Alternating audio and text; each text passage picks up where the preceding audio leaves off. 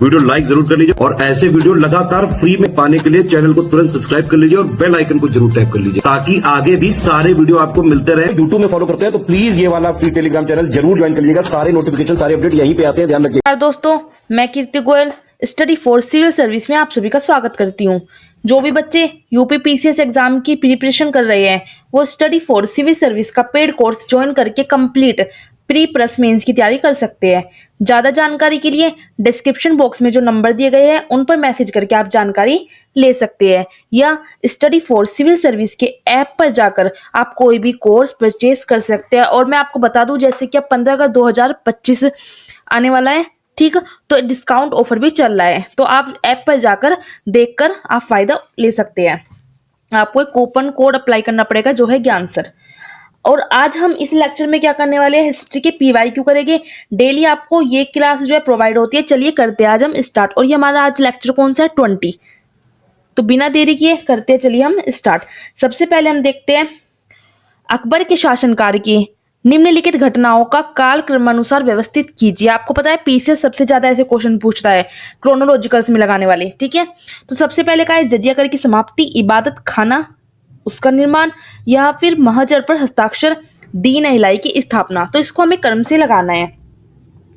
तो देखिए सबसे पहले जो है इसमें जजिया कर की समाप्ति हुई थी, ये बिल्कुल सही है। इबादत खाने का निर्माण होता है, फिर आता है मजहर पर हस्ताक्षर और दीन इलाही की स्थापना। ये कर्म से लगे हुए हैं, ठीक है। तो इनका कर्म ही क्या हो जाएगा, 1 2 3 4। तो ऑप्शन ए यहाँ पर बिल्कुल सही हो जाएगा क्योंकि ये लगे हुए ही कर्म से है।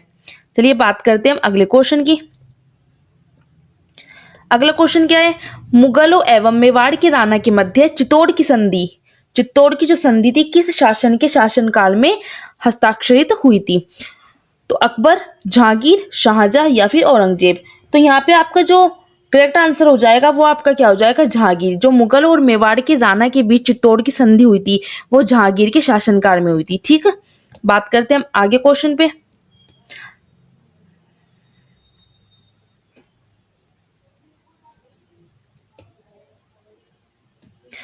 मुगल मनसबदारी व्यवस्था के संदर्भ में निम्न कथनों पर विचार कीजिए। ऑप्शन ए, जात एवं सवार पद प्रदान किए जाते थे। ऑप्शन बी, मनसबदार आनुवंशिक अधिकारी होते थे। ऑप्शन 3, मनसबदारों के 3 वर्ग थे। ऑप्शन 4, दीवान कार्यालय द्वारा इनको वेतन दिया जाता था। तो बताना है कि इनमें से जो है निम्न कथनों पर विचार करना और बताना है कौन सा सही है। तो यहाँ पे अगर हम बात करें तो यहाँ पे जात एवं सवार पद प्रदान किए जाते थे, ये बिल्कुल सही आंसर है।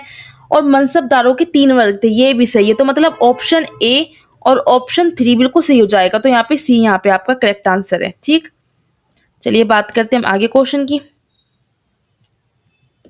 मुगलों एवं मेवाड़ के राणा के बीच जो चित्तौड़ की संधि थी वो किस शासक के शासनकाल में हस्ताक्षरित हुई थी। ये मैंने आपको जस्ट अभी करवाया ये क्वेश्चन। तो ये किसके शासनकाल में हुई थी, जहांगीर के शासनकाल में हुई थी। ऑप्शन बी बिल्कुल सही हो जाएगा। बात करते हैं अगले क्वेश्चन की। ईस्ट इंडिया कंपनी ने जहांगीर के दरबार में पहले निम्न में से किसे भेजा था। जहांगीर के दरबार में सबसे पहले कौन आया था ईस्ट इंडिया कंपनी की तरफ से। Option A, sir Thomas Roe. Option B, Vasco da Gama. Option C, Hawkins. या ऑप्शन डी, जॉर्ज चर्नाक। तो सबसे पहले कौन आया था, सबसे पहले आया था यहाँ पर हॉकिंस। तो ऑप्शन सी यहाँ पर बिल्कुल सही हो जाएगा। बात करते हैं हम अगले क्वेश्चन की। निम्नलिखित में से कौन जहांगीर के दरबार में ब्रिटिश शासक जेम्स प्रथम का राजदूत था। मतलब जहांगीर के दरबार में कौन था, जेम्स प्रथम का जो राजदूत था। William Hawkins, William Finch, Peter de la Villa या फिर एडवर्ड टेरी। तो यहाँ पे सही आंसर जैसे कि मैंने आपको बताया था हॉकिंस, तो विलियम हॉकिंस यहाँ पे बिल्कुल सही हो जाएगा। मुगल सम्राट जहांगीर ने निम्न में से किसे इंग्लिश खान की उपाधि दी थी। अल्बुकर्क को दी थी, फ्रांसिस्को अल्मीडा को दी थी, विलियम हॉकिंस को, या फिर हेनरी द नेविगेटर को। मुगल सम्राट जो जहांगीर थे उन्होंने किसको दी थी इंग्लिश खान की उपाधि। तो यहाँ पे जो सही आंसर हो जाएगा वो हो जाएगा विलियम हॉकिंस को। उन्होंने क्या दी थी, उन्होंने इंग्लिश खान की उपाधि दी थी। चलिए बात करते हैं अगले क्वेश्चन की। जहांगीर ने थॉमस रो को कहाँ मिलने का अवसर दिया था। आगरा में, अजमेर में, दिल्ली में या फिर फतेहपुर सीकरी में। तो यहाँ पे सही आंसर क्या हो जाएगा, यहाँ पर हो जाएगा ऑप्शन बी, अजमेर। जो जहांगीर था उसने थॉमस रो को अजमेर में मिलने का अवसर दिया था। चलिए बात करते हैं हम आगे क्वेश्चन की। एक डच पर्यटक जिसने जहांगीर के शासनकाल का मूल्यवान विवरण दिया वह कौन था? फ्रांसिस्को पेसर्ट था, हॉकिंस था, निकोलाउ मनुची था या फिर पीटर मुंडी? तो इसमें से सही आंसर आपका क्या हो जाएगा? इसमें सही आंसर हो जाएगा आपका ऑप्शन है फ्रांसिस्को पेसर्ट। बात करते हैं हम अगले क्वेश्चन की। निम्न विदेशी यात्रियों में से किसने जहांगीर के शासनकाल में भारत की यात्रा की थी? तो वो कौन था? वो था फ्रांसिस्को पेसर्ट, जिसकी हमने अभी 2 क्वेश्चन देखे हैं ये वाले। ठीक, चलिए बात करते हैं हम आगे क्वेश्चन की। निम्नलिखित में से किसका मकबरा भारत से बाहर स्थित है? हुमायूं, औरंगजेब, जहांदर शाह या फिर जहांगीर? तो यहाँ पे सही आंसर क्या हो जाएगा? Option D Jahangir. ठीक, जहांगीर का जो मकबरा है वो भारत से बाहर स्थित है। बात करते हैं आगे क्वेश्चन की। निम्नलिखित चित्रकारों में से किसे जहांगीर ने नादिर उज जमा की पदवी दी थी? मतलब जो जहांगीर था उसने कौन सा चित्रकार था जिसको नादिर उज जमा इसकी पदवी दी थी? अबुल हसन को, फरूक बेग को, विशन दास को या फिर अगा रजा को? तो यहाँ पे सही आंसर क्या हो जाएगा? यहाँ पे जो सही आंसर है वो हो जाएगा यहाँ पर ऑप्शन ए अबुल हसन। चलिए बात करते हैं हम आगे क्वेश्चन की। जहांगीर कालीन निम्नलिखित में से किस एक चित्रकार को नादिर उल असर की उपाधि प्रदान की गई थी? तो बिल्कुल वही आंसर है। ठीक है, मंसूर हो जाएगा। यहाँ पे कहा है नादिर उल असर की, और वहां पे कौन सी उपाधि दी थी? वहां पे बात की थी चित्रकार को ही दी थी उपाधि भी। ठीक है ना, वहां पे कहा था नादिर उज जमा, और यहाँ पे है नादिर उल असर। नादिर उज जमा की उपाधि किसको दी है? अबुल हसन को। और नादिर उल असर की उपाधि किसको दी है? मंसूर को। तो ये आपको याद रखना है। चलिए बात करते हैं हम आगे क्वेश्चन की। निम्नलिखित मुगल बादशाहों में किसने अपनी आत्मकथा जो है फारसी में लिखी? बाबर ने, अकबर ने, जहांगीर ने या औरंगजेब ने? तो यहाँ पे सही आंसर आपका क्या हो जाएगा? यहाँ पे हो जाएगा ऑप्शन सी जहांगीर। जहांगीर जो मुगल बादशाह था उसने अपनी आत्मकथा किस में लिखी है? फारसी में लिखी। बात करते हैं हम आगे क्वेश्चन की। अबुल फजर के हत्यारे को पुरस्कृत किया था, किसने किया था? अकबर ने, जहांगीर ने, मानसिंह ने या फिर उपयुक्त में से कोई नहीं? तो यहाँ पे सही आंसर क्या हो जाएगा? यहाँ पे जाएगा ऑप्शन बी जहांगीर ने क्या किया था? अबुल फजर के हत्यारे को पुरस्कार दिया था। निम्नलिखित में से किसने जहांगीर के विरुद्ध विद्रोह किया था? आसफ खान, खुर्रम, महाबत खान या फिर खुसरो? अब देखिए यहाँ पे कूट दिए गए हैं। ठीक है, अब कूट दिए गए तो जाहिर सी बात है एक से ज्यादा आंसर यहाँ पे आपके सही हो जाएंगे। ठीक, तो यहाँ पे अगर हम बात करें तो खुर्रम बिल्कुल सही। यहाँ पे खुर्रम ने जहांगीर के विरुद्ध जो है विद्रोह किया था, महाबत खान ने भी किया था और खुसरो ने भी। तो केवल 2, 3 और 4 यहाँ पे ऑप्शन डी बिल्कुल सही हो जाएगा। बात करते हैं हम नेक्स्ट क्वेश्चन की। निम्न में से कौन नूरजहां के गुट का सदस्य नहीं था? जहांगीर, गियास बेग, आसफ खान या फिर खुर्रम? तो यहाँ पे सही आंसर क्या हो जाएगा? ऑप्शन ए जहांगीर जो था वो नूरजहां के गुट का सदस्य नहीं था। बात करते हैं हम अगले क्वेश्चन की। सूची 1 को सूची 2 से मिलाना है और सही आपको आंसर बताना है। ठीक है, बाबर, हुमायूं, अकबर, जहांगीर और एक तरफ क्या दिया गया है? इनकी कौन सी थी? जामा मस्जिद, दीन पनाह, जहांगीरी महल, अकबर के मकबरे को पूर्ण करवाना।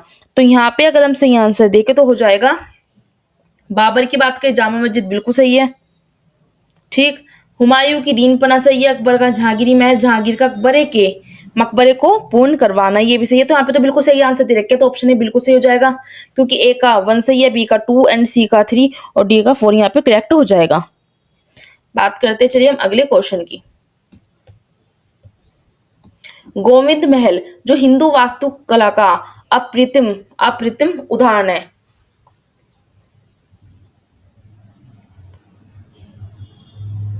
वो कहां पर है? ठीक है,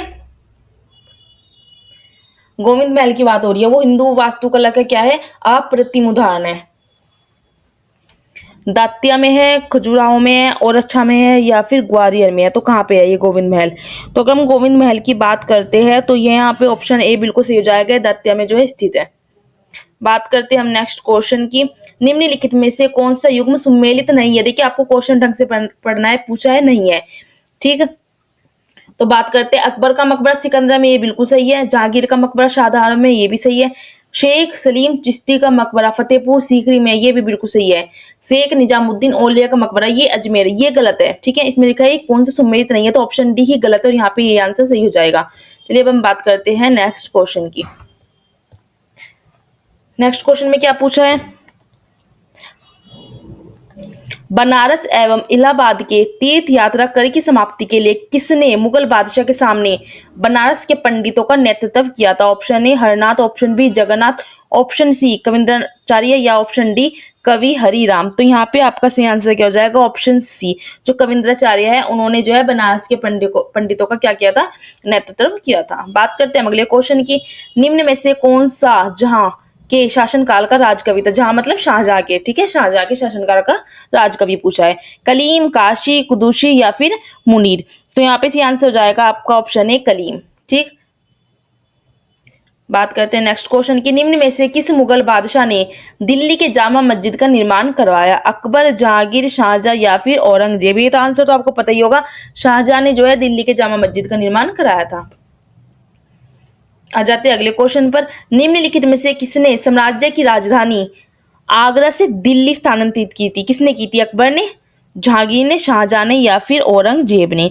तो यहाँ पे सही आंसर क्या हो जाएगा? शाहजहां ने। शाहजहां ने क्या की थी? जो राजधानी आगरा थी उससे दिल्ली स्थानांतरित की थी, आगरा से दिल्ली में।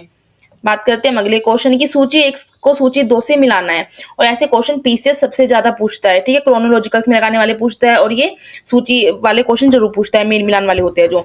तो आपको बताना है, यहाँ सूची फर्स्ट में दिया है अलाई दरवाजा जो दिल्ली में है, बुलंद दरवाजा फतेहपुर सीकरी में है, मोती मस्जिद जो आगरा में है और मोती मस्जिद दिल्ली की। अब बताना है कि किसका निर्माण किसने करवाया था, ठीक है, योगदान किसका है। तो यहाँ पे सूची सेकंड में आपको दे रखा है अलाउद्दीन खिलजी, अकबर, शाहजहां और औरंगजेब। तो चलिए देखते हैं यहाँ पे से आंसर क्या हो जाएगा। अगर हम एक की बात करें, अलाई दरवाजा दिल्ली का, तो ये अलाउद्दीन खिलजी का, ये है बिल्कुल सही है। ठीक, बुलंद दरवाजा फतेहपुर सीकरी है अकबर का, ये भी सही है। मोती मस्जिद आगरा की बात करें तो शाहजहां, ये भी सही है। मोती मस्जिद दिल्ली के औरंगजेब। तो यहाँ पे तो करेक्ट आंसर दे रखा है बिल्कुल। ठीक है, अब हम बात करते हैं, मतलब 1 2 3 4 बिल्कुल सही है। हम यहाँ पे ये ऑप्शन सी बिल्कुल सही हो जाएगा। ठीक, चलिए बात करते हैं हम आगे क्वेश्चनों की। लाल किले के निर्माण का श्रेय का अधिकारी कौन है? मतलब लाल किले का जो निर्माण था वो किसने कराया? सिकंदर लोदी, अकबर, जहांगीर या फिर शाहजहां।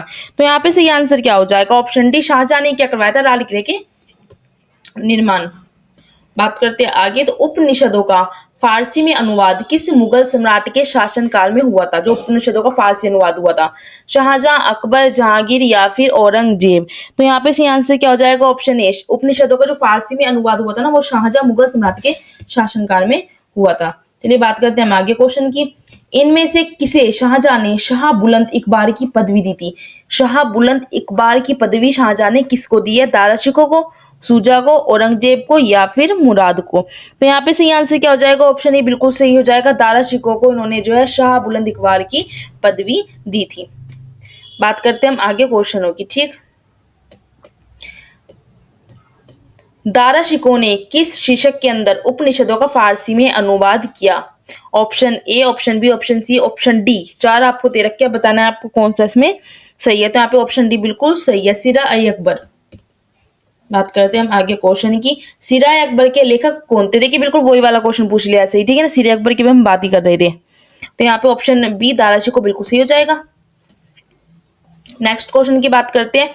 हिंदी जो धर्म ग्रंथ है इनका अध्ययन करने वाला प्रथम मुस्लिम था? अमीर खुसरो, दारा शिकोह, अमीर हसन या फिर शुजा। तो यहाँ पे सही आंसर क्या हो जाएगा? दारा शिकोह। दारा शिकोह जो था वो हिंदी धर्म ग्रंथों का अध्ययन करने वाला प्रथम मुस्लिम था। बात करते हैं हम नेक्स्ट क्वेश्चन की।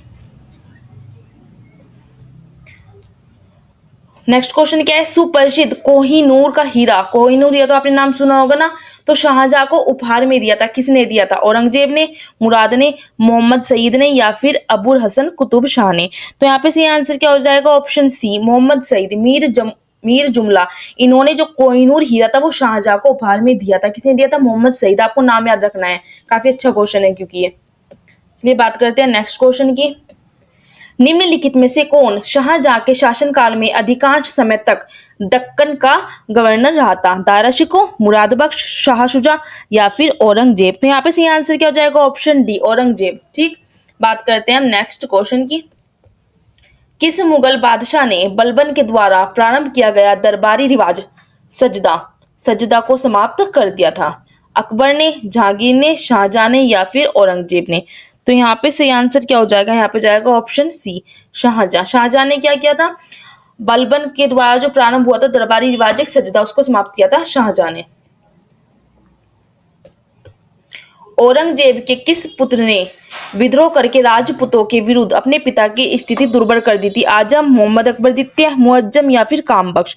तो यहाँ पे सही आंसर क्या हो जाएगा? यहाँ पे हो जाएगा आपका सही answer option B, Mohammad Akbar द्वितीय। ये औरंगजेब का पुत्र था और इसने विद्रोह करके राजपूतों के विरुद्ध अपने पिता की जो स्थिति को दुर्बल कर दिया था। चलिए बात करते हैं हम आगे क्वेश्चन की। किस मुगल सेनापति के साथ शिवाजी ने 1665 ईस्वी में पुरंदर की संधि की थी? देखिए पुरंदर की संधि पर जो है हस्ताक्षर किए थे शिवाजी ने। ठीक है, अब पूछा है किस मुगल सेनापति के साथ? ऑप्शन ए दिलेर खान, ऑप्शन बी जय सिंह, ऑप्शन सी जसवंत सिंह या ऑप्शन डी शाइस्ता खान? तो यहाँ पे आपका सही आंसर जो है वो हो जाएगा ऑप्शन बी, जय सिंह के साथ उन्होंने संधि पर हस्ताक्षर किए थे। बात करते हैं नेक्स्ट क्वेश्चन की। औरंगजेब ने बीजापुर पर विजय की थी, लेकिन पूछा है कब की थी? 1685 में, 1686, 1687 या फिर 1684 में? उन्होंने कब जो है विजय की थी बीजापुर की? तो यहाँ पे जो आपका सही आंसर है वो क्या हो जाएगा? वो आपका यहाँ पे जाएगा ऑप्शन बी। ठीक, 1686 में औरंगजेब ने बीजापुर पर विजय प्राप्त की थी। बात करते हैं हम आगे क्वेश्चन की। औरंगजेब ने दक्षिण में जिन 2 राज्यों को विजय किया था वो कौन से थे? ठीक है, तो यहाँ पे सही आंसर जो है आपका हो जाएगा, उन्होंने बीजापुर एवं गोलकुंडा जो है इन पर विजय प्राप्त की थी।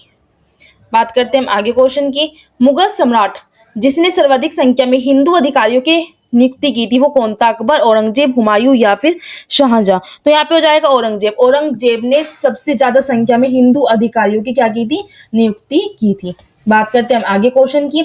जजिया किसके शासनकाल में दोबारा से लगाया गया था? जो जजिया कर था वो किसके शासनकाल में दोबारा लगाया गया था? अकबर, औरंगजेब, जहांगीर या फिर हुमायूं? तो यहाँ पे सही आंसर हो जाएगा औरंगजेब। औरंगजेब के शासन में ही जजिया कर दोबारा लगा दिया गया था। बात करते हैं हम आगे क्वेश्चन की। औरंगजेब द्वारा चलाए गए जो जिहाद करते हैं, जो औरंगजेब ने चलाया था जिहाद, उसमें पूछा है कि जिहाद का अर्थ है क्या? तो जो जिहाद का अर्थ है वो यहाँ पे जाएगा दारुल इस्लाम। ऑप्शन बी यहाँ पे आपका बिल्कुल सही हो जाएगा। बात करते हैं हम आगे क्वेश्चन की। तो पूछा है निम्नलिखित में से कौन जिंदा पीर के नाम से जाना जाता है? बहुत अच्छा क्वेश्चन है। जिंदा पीर किसे कहते हैं? ठीक है, तो यहाँ पे जिंदा पीर किसको कहते हैं? औरंगजेब को ही कहते हैं जिंदा पीर। चलिए बात करते हैं हम नेक्स्ट क्वेश्चन की। और इस लेक्चर का आज ये लास्ट क्वेश्चन है, कौन सा मकबरा द्वितीय ताजमहल कहलाता है? तो यहाँ पे सही आंसर क्या हो जाएगा? यहाँ पे ऑप्शन सी बिल्कुल सही हो जाएगा। मतलब राबिया उद दुरानी का मकबरा जो है वो क्या कहलाता है? वो आपका सेकंड ताजमहल, ठीक है, कहलाता है। तो हो जाते हैं यहाँ पे आपके आज के PYQ कंप्लीट हो जाता है और नेक्स्ट लेक्चर में हम आगे की PYQ देखेंगे। ठीक है, चलिए अगर मैं आपको एक इन्फॉर्मेशन देती हूँ। अगर आप यूपी PCS या फिर RO ARO या फिर BEO या LT ग्रेड, ठीक है, इनकी कंप्लीट सिलेक्शन तक की तैयारी करना चाहते हैं तो आपको क्या करना है? तो सिर्फ और सिर्फ स्टडी फॉर सिविल सर्विस का पेड कोर्स ज्वाइन करके अगर आपने एग्जाम तक स्ट्रिक्टली फॉलो कर लिया तो आपका सिलेक्शन आराम से हो सकता है। तो ज्वाइन करिए सिर्फ और सिर्फ स्टडी फॉर सिविल सर्विस।